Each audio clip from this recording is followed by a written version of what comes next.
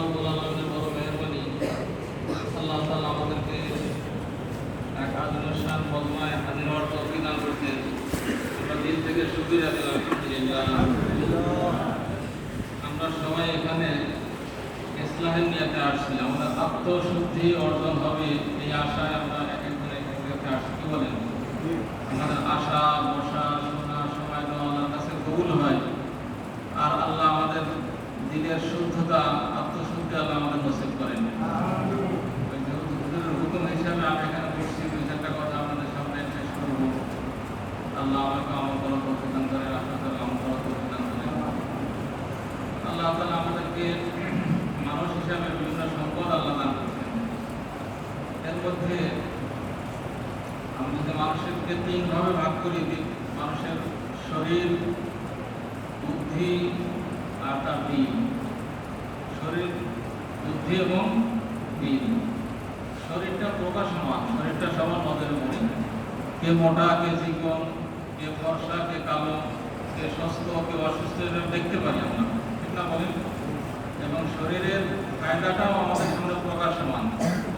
একটা day labour, দৈনিক যে শ্রমিক 500 টাকা 1000 টাকা রোজি করে, আর শরীর অসুস্থ হলে সেটার সাধারণ চিকিৎসাও সবাই মোটামুটি কম বেশি জানে। জ্বর, সর্দি, কাশি কি করতে হবে, বিশেষজ্ঞ ডাক্তার ছাড়াও সাধারণ মানুষের স্বাস্থ্য সম্পর্কে সচেতন, কিছু স্বাস্থ্যের চিকিৎসা জানে। কিন্তু বুদ্ধি শরীরের চেয়ে অনেক বেশি গুরুত্বপূর্ণ। ব্রেন শরীরের চেয়ে অনেক বেশি গুরুত্বপূর্ণ। হিডেন, ইংরেজিতে হিডেন বলে, বাংলা বলে গোপনীয়। শরীরটা যেমন দেখা যায়, বুদ্ধিটা দেখা যায় না। কি বলেন? মানুষ লম্বা না কাটতি, ফর্সা না কালো, আমি চেহারা দেখলে বুঝতে পারবো। চেহারা দেখলে তার বুদ্ধি কম না বেশি, এটা বোঝা এত সহজ বিষয় না, ঠিক না বলেন? তার কর্ম দিয়া, তার কাজ দিয়া, তার কথা দিয়ে, অনেক কিছু দিয়ে বোঝা যাবে তার বুদ্ধি কেমন। বুদ্ধি গোপনীয়। বুদ্ধির মূল্য শরীরের চেয়ে অনেক গুণে বেশি। বুদ্ধির মূল্য শরীরের চেয়ে অনেক গুণে বেশি। একজন ব্রেন ওয়ার্কার, যেমন software engineer, architect engineer, designer, সে একজন ডে লেবার দৈনিক 1000 টাকা রোজি করবে। ব্রেন ওয়ার্কার দৈনিক লক্ষ লক্ষ টাকা রোজি করতে পারে। সে একটা পদ্মা সেতু ডিজাইন করে দিল, 2 সাইড 10,000 টাকা, 10 লাখ টাকা নেবেন, অনেক বেশি টাকা নেবেন, ঠিক না বলেন? একটা বড় কোম্পানির একটা সফটওয়্যার তৈরি করে দিল, কয়েক লক্ষ টাকা নেবে। অর্থাৎ আমি এই কথা বলতে চাচ্ছি, শরীরের চেয়ে বুদ্ধির মূল্য অনেক বেশি, অনেক বেশি। শরীর খারাপ হওয়ার চেয়ে বুদ্ধি খারাপ হওয়া বেশি সমস্যা। একজনের জ্বর, ঠান্ডা, কাশি এত বেশি খুব সমস্যা না। একজনের বুদ্ধি খারাপ, পাগল, এটা যত বড় সমস্যা। শরীর অসুস্থ, এই জন্য শরীরতে তার সাক্ষী কবুল করবে না, তার কি বলেন, এটা তো নাই। বা তার উপরে নামাজ মাফ হয়ে গেল, এটাও তো নাই। কিন্তু বুদ্ধি যখন নাই, তার পাগল, সে সাক্ষী দিলে সাক্ষী কেউ কোনো আদালতে কেউ গ্রহণ করবে না। এক কথা, আপনার পাগল, আপনার কোনো সাক্ষী নেওয়া হবে না, তাই তো? কি বলেন? তার উপরে শরীর তো বর্তায় না, পাগলের উপরে। অর্থাৎ বুদ্ধি খারাপ হওয়াটা বেশি সমস্যা। এটা খেয়াল করে শুনি, হুজুর আসার আগে কয়েকটা মিনিট কথা বলবো, আল্লাহ আমাদেরকে বোঝার তৌফিক দান করে। শরীরের অঙ্গ প্রত্যঙ্গগুলো বুদ্ধি কাছে অবনত, বুদ্ধির অধীনে। শরীর অঙ্গ প্রত্যঙ্গ কার অধীনে? বুদ্ধির অধীনে। বুদ্ধি যদি ভালো হয়, শরীর দুর্বল হলেও অনেক কাজ করা সম্ভব। আমাদের একজন বিজ্ঞানী ছিল, স্টিফেন হকিং নাম, পদার্থবিজ্ঞানের এক বড় বিজ্ঞানী ছিল। এত অসুস্থ ছিল, যারা জানেন এখানে হয়তো, কেউ কেউ হয়তো জানেন তার সম্পর্কে, সম্পূর্ণভাবে দুর্বল। একজন মানুষের যত দুর্বলতা আছে সকল দুর্বলতা আছে। নড়াচড়া করতে পারে না, কথা বলতে পারে না, লিখতেও পারে না। তার বিশেষ একটা কম্পিউটার ছিল, বিশেষ কম্পিউটারের মাধ্যমে সে তার জিনিসগুলোকে কম্পিউটারে কনভার্ট করত। সে নাম করা পদার্থবিজ্ঞানীবিদ ছিল, নাম করা, অল্প কিছুদিন আগে মারা গেছে। নাম করা বিশ্বের যত পদার্থবিদ আছে, আমি একজন পদার্থবিজ্ঞানের ছাত্র, কিন্তু আমাদের ওস্তাদের ওস্তাদ তার ওস্তাদের কোন লেভেলের ছিল। আমরা তো সুস্থ, উনি সম্পূর্ণ অসুস্থ মানুষ। আমি এই কথা বলতে চাচ্ছি, শরীর খারাপ হলেও বুদ্ধি যদি ঠিক থাকে অনেক কিছু করা সম্ভব। আর শরীরটা বুদ্ধির অধীনে, শরীরটা বুদ্ধির অধীনে। এইবার 3 নাম্বার আসি, যা বলার জন্য আমি এত কথা বলছি। 3 নাম্বারটা কি বলছিলাম? দিল। দিল আরো বেশি গোপনীয়, আর আরো বেশি গুরুত্বপূর্ণ, আরো বেশি ডেঞ্জারাস, আরো বেশি হিডেন। শরীর যত প্রকাশমান, বুদ্ধি তত প্রকাশমান না। বুদ্ধি যতটুকু প্রকাশমান, দিল আরো প্রকাশমান না, দিল আরো গোপনে আছে। একজন বুদ্ধিমান মানুষ, একজন মানুষের বুদ্ধি বিচার করার জন্য আর একজন বুদ্ধিমান দরকার। একজনের জ্ঞান কেমন এটা টেস্ট করার জন্য কোনো পাগলের দ্বারা, অবুদ্ধি বোকা মানুষের দ্বারা একজনের জ্ঞান যাচাই করা যায় না। একজনের জ্ঞান যাচাই করতে হয় আর একজন জ্ঞানী মানুষের দ্বারা, কারণ তার চেয়েও বেশি জ্ঞানী মানুষ যে তার জ্ঞানটা সে যাচাই করতে পারে। একইভাবে দিলটা এতই গোপনীয়, একজন দিলওয়ালা মানুষ আমার দিল শুদ্ধ না অশুদ্ধ এটা যাচাই করতে পারবে। একজন পাগল যেমন আরেকজনের বুদ্ধি বিচার করতে পারে না, একজন দুর্বল ব্রেনের মানুষ যেমন আরেকজনের ব্রেন বিচার করতে পারে না, ঠিক আমাদের মতো সাধারণ মানুষ আরেকজনের দিলের অবস্থা কি এটা আমি নিজের অবস্থায় বুঝি না, আরেকজনের অবস্থা কি বুঝি, ঠিক না বলেন? কিন্তু একজন দিলওয়ালা মানুষ, আল্লাহ তাআলা তাদের আত্মশুদ্ধি অর্জন করার তৌফিক দান করছেন, যাদেরকে আল্লাহ তাআলা দিলকে সংশোধন করার তৌফিক আল্লাহ তাআলা দান করছেন, দিলের লাইনে শক্তি অর্জন করার তৌফিক আল্লাহ দান করছেন, সে আমাদের অবস্থা খুব সহজে বুঝতে পারবে যে আমাদের দিলের হালাত কি। এটা বড় গোপনীয়। আর এটা লাভ এবং ফায়দা এবং শরীরের চেয়ে অনেক গুণে বেশি অর্জন যেমন বুদ্ধির দ্বারা সম্ভব। উদাহরণ দিয়ে বললাম, বুদ্ধির চেয়ে অনেক অনেক অনেক গুণে বেশি অর্জন করা সম্ভব দিনের দ্বারা, শুদ্ধ দিনের দ্বারা, অনেক গুণে বেশি, অনেক বেশি গুণে। একটা উদাহরণ বলি, ধরেন 5 জন মানুষ, কয়জন মানুষ? 5 জন নদী সফরে যেতেছে, টেকনাফ থেকে সেন্ট মার্টিন যাচ্ছে। আমাদের পরিচিত উদাহরণ বলি, টেকনাফ থেকে সেন্ট মার্টিন সাগরের মধ্যে দেওয়া যাওয়া। 5 জনের মধ্যে একজন সায়েন্টিস্ট, একজন ডাক্তার, একজন ইঞ্জিনিয়ার, একজন রাজনীতিবিদ, আর একজন হলো আহলে কাশ, আহলে দিলওয়ালা মানুষ, যার প্রসঙ্গ বলতেছি, এরকম একজন ব্যক্তি। ওই পানিতে যখন যাত্রা শুরু করলো, ট্রলার ছাড়লো, তখন আবহাওয়া ভালো ছিল। ট্রলার ছাড়ার পরেই বৈরী আবহাওয়া, ঝড়, বৃষ্টি, তুফান। এখন একবার ডোবে একবার ওঠে, সবার মধ্যেই বড় আতঙ্ক যে আমরা আজকে কি হয় কি হয়। এই 5 জনের এক দল সবাই গিয়ে সায়েন্টিস্টে বললো, বিজ্ঞানী সাহেব আপনার তো অনেক জ্ঞান, আপনার জ্ঞান দ্বারা আমাদের কাছে এই বিপদ থেকে উদ্ধার করেন। উনি বললেন, ভাই আমার বিজ্ঞান এখানে ফেল, আমার কোনো জ্ঞান এখানে কাজে লাগবে না, এই পানির উপরে আমার কোনো নিয়ন্ত্রণ নাই। এরপরে 2 নম্বর ডাক্তার সাহেব, স্যার আপনি আমাদের নাম করা ডাক্তার, আমাদের অঞ্চলের বড় ডাক্তার, আপনার সাথে আমরা আসছি, আমরা বড় বিপদে, এটা ব্যবস্থা করেন। উত্তরটা কি আসবে বলেন তো? একই উত্তর, সেম আগের জন যে উত্তর দিচ্ছে, আমার ডাক্তারের বিদ্যা এখানে ফেল। ইঞ্জিনিয়ার 3 নম্বর, থার্ড অন ইঞ্জিনিয়ারকে গিয়ে বলা হলো যে এই বিপদে আপনার আপনি প্রকৌশলী মানুষ, কত কৌশল আপনার জানা আছে, কোন একটা কৌশল ব্যবস্থা করেন আমরা বাঁচি। বাবা এখানে আমার সমস্ত কৌশল এখানে ফেল। এবার সবাই গেল রাজনীতিবিদের কাছে, আপনি বড় রাজনীতিবিদ, লাখো মানুষ আপনার কথা উঠে এবং বসে, অঞ্চলের বড় নেতা আপনি, আজকে এই বিপদে আমার একটা ব্যবস্থা করেন। একই উত্তর সেদিকে। 5ম যে ব্যক্তি, তার কাছে যদি যায় আর আপনার করে, আপনাদের কাছে আমি প্রশ্ন করছি, তার কাছে ব্যবস্থাপত্র আছে না নাই বলেন তো দেখি? হ্যাঁ, আছে নাকি বলেন? আছে। তার কাছে সম্পূর্ণ ব্যবস্থাপত্র আছে।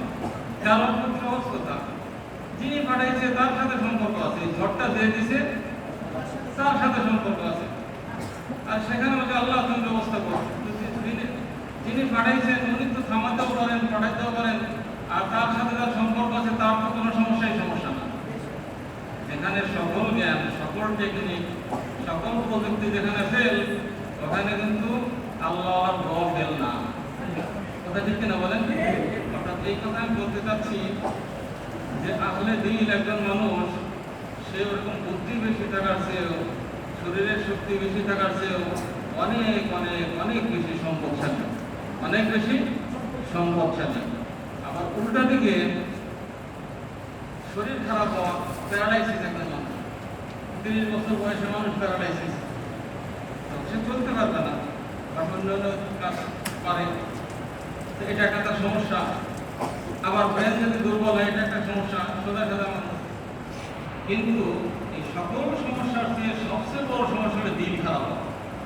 সবচেয়ে বড় সমস্যা কি? দিল খারাপ হওয়া। যখন দিল করাপ্টেড, দিলে কলুষযুক্ত, কলুষ মুক্ত না, দিলের ভিতরে যখন অন্ধকার, দিলের মধ্যে যখন অন্ধকার, দিল যখন দূষিত, যদি তার তীক্ষ্ণ বুদ্ধি হয়, যদি তার শরীর সুস্থ হয়, যদি তার মাল দৌলত সবই ভালো থাকে, সমাজের পোস্ট পজিশন সব ঠিক আছে, শুধু দিলটা খারাপ, সকল সম্পদ খারাপ কাজে ব্যবহার হবে, কোনো ভালো কাজে ব্যবহার হবে না। সকল তার এবিলিটিগুলো, সকল তার সম্ভাবনাগুলো নষ্ট কাজে ব্যবহার হবে। কারণ দিলের অবস্থান বাদশাহের মধ্যে।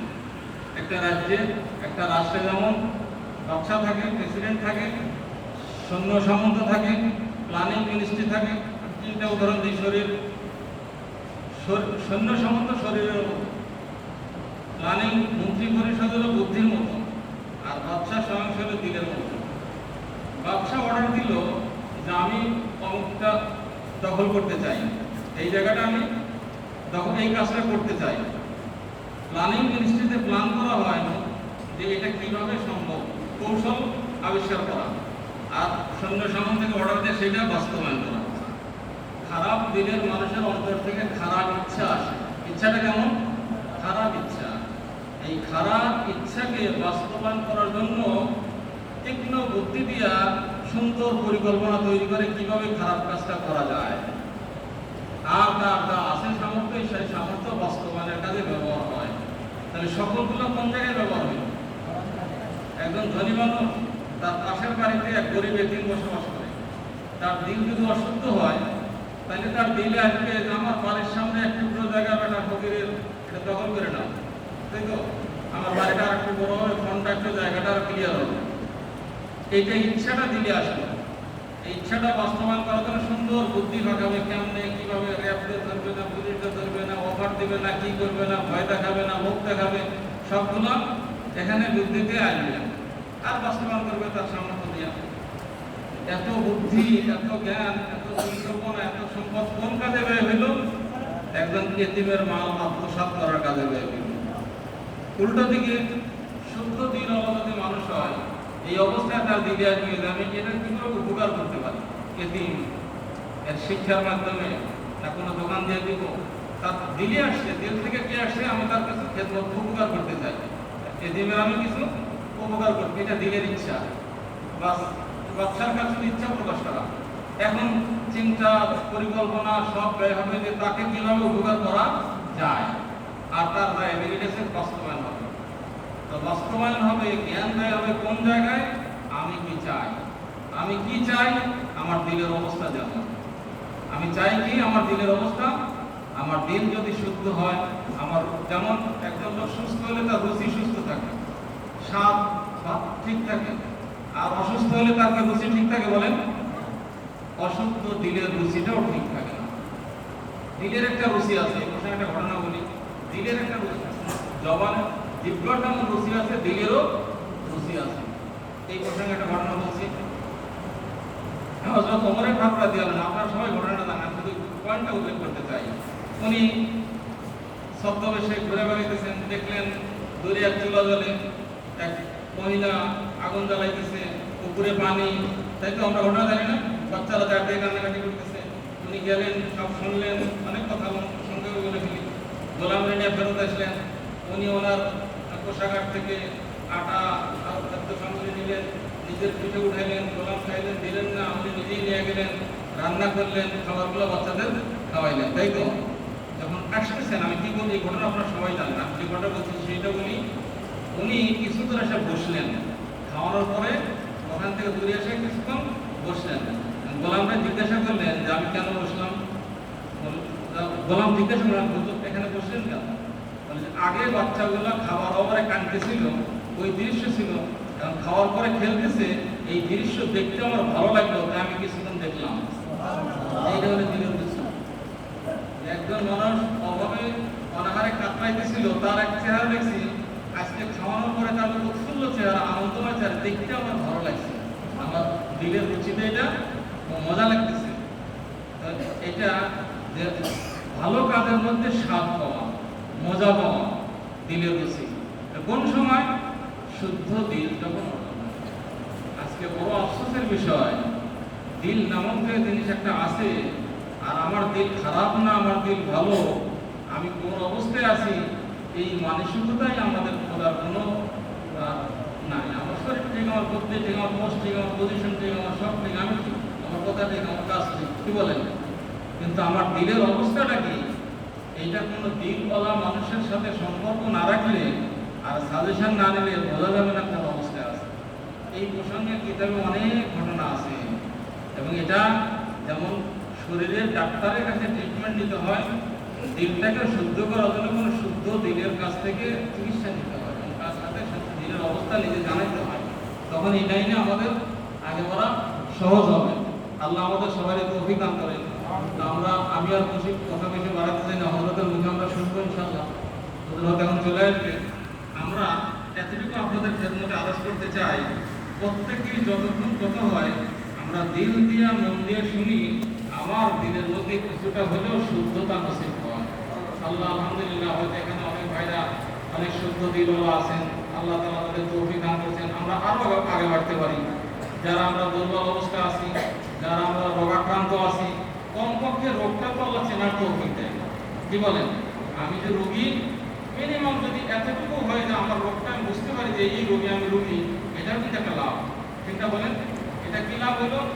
পরবর্তীতে আমি চিকিৎসার প্রয়োজন অনুভব করব। আর যদি আমি বুঝতেই পারলাম না আমি রোগাক্রান্ত, তাহলে তো আমার চিকিৎসার কোনো প্রয়োজন আমি মনে করবো না। এই প্রসঙ্গে কিন্তু অনেক ঘটনা কিতাবে আছে। একটা ঘটনা বলি, দেখেন, এক আল্লাহর বান্দা, তার বাড়িতে মেহমান আসে।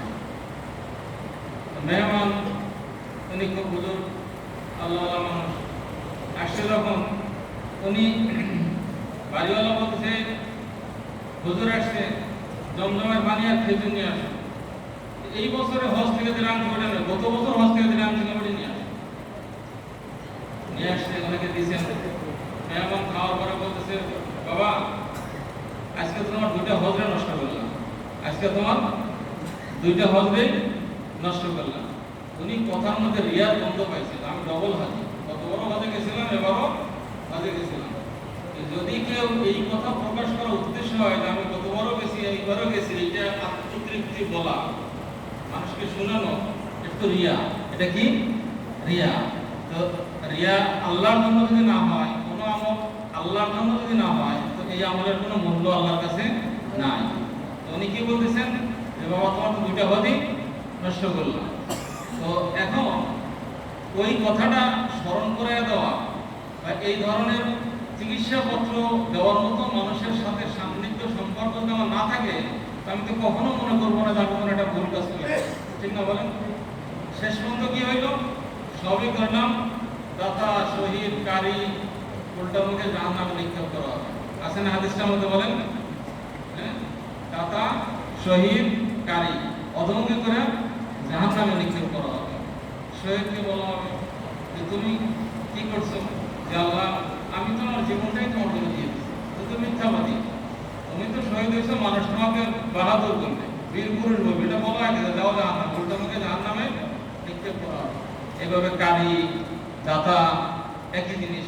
আল্লাহ আমাদের সবাই আত্মশুদ্ধি অর্জন করার তৌফিক আল্লাহ তাআলা দান করেন। এই জন্য প্রত্যেকটা মুহূর্তেই আমরা শুনবো, চিন্তা করবো, আমাদের দিলের হালাতের অবস্থা আল্লাহ বোঝার তৌফিক দান করেন।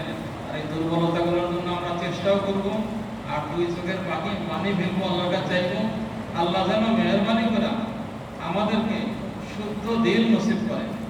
হাদিসের মধ্যে আছে, আমাদের শরীরের মধ্যে একটা গোশতের টুকরা আছে, ওইটা যদি শুদ্ধ থাকে সমস্ত অঙ্গ প্রত্যঙ্গের ব্যবহার ঠিক থাকবে, ওইটা যদি খারাপ হয় সমস্ত আমার পতঙ্গের ব্যবহার খারাপ হবে। আর জেনে রাখো আলা হিয়াল খাল, ওইটা কি কাল, ওইটা হলো দিল, দিলের শুদ্ধতা।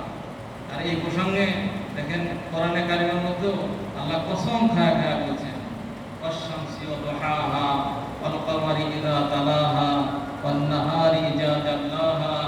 আমরা সবাই আয়াতগুলো জানি, এখানে বেশি ওলামা একরাম শেষ কথাটা কি ফাআলহামাহা ফুজুরাহা ওয়া তাকওয়াহা ক্বাদ আফলাহা মান যাক্কাহা ওয়া ক্বাদ খাবা মান দাসসাহা।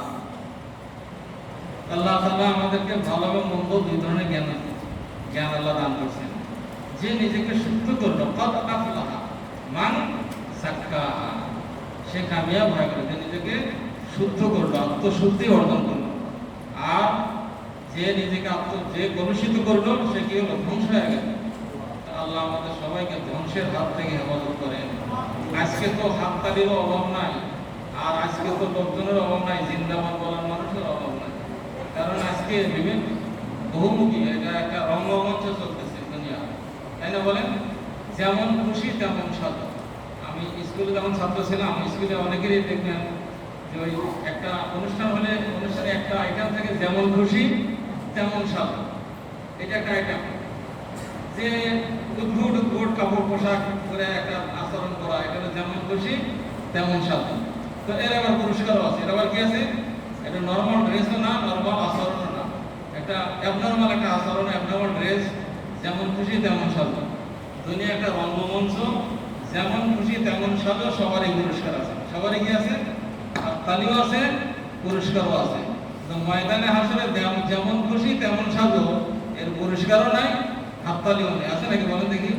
বরং আল্লাহ যে সাজ চায় ওই সাজে যে নিজেকে সাজাতে পারছেন, আল্লাহর রঙে যে নিজেকে রঞ্জিত করতে পারছেন, আল্লাহর মাংস অনুযায়ী নিজেকে গঠন করতে পারছেন, তার সাজই আল্লাহর কাছে কবুল, তারই আল্লাহ তাকে আল্লাহ তাআলা পুরস্কৃত করবেন। সেই কামিয়াব।